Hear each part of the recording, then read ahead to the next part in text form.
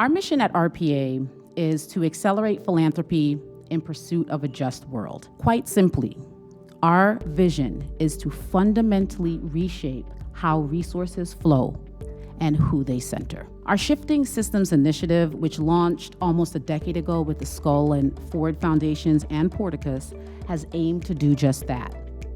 Elizabeth, can you give us some key recommendations to other funders about the work that you do? This is a long game.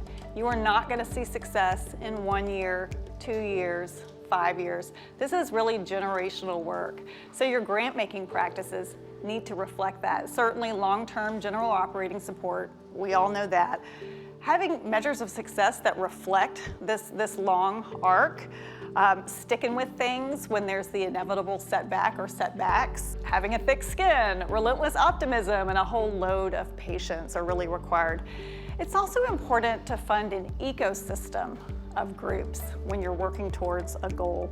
And then finally, we've learned not to count anyone out when you're building coalitions. Isabela, I'm going to ask you a big question. What is going to happen in Brazil later this year? Tell us what we should know. I think we owe ourselves to be hopeful. One of the things that we've been trying to look at is look at the bright spots and look at what's working, not because we want to look away from what's not working. But a great example is Vanuatu and the ICJ decision. We've supported them for a while, and the work that they've just achieved, we all know it didn't come from a day. It's been long, it's been coming for years. It's long work that takes time, and sometimes it doesn't pay off, but sometimes it does.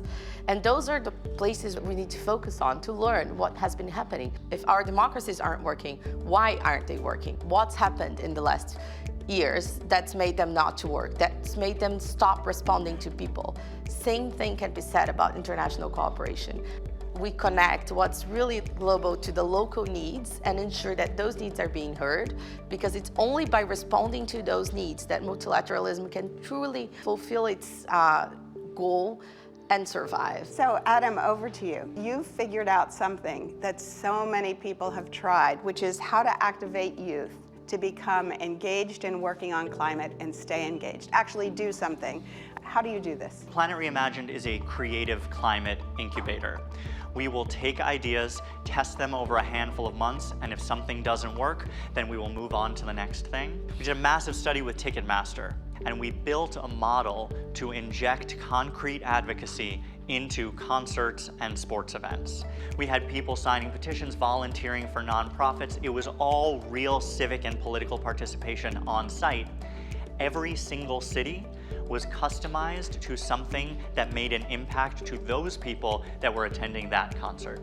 On our tour, about 15% of people that walked through the door ended up taking some sort of action. I'm inspired by the speakers and conversations today. This was about systems, insider-outsider strategies, equity and justice, multilateral approaches, governments, policies, arts, activism, and yes, hope.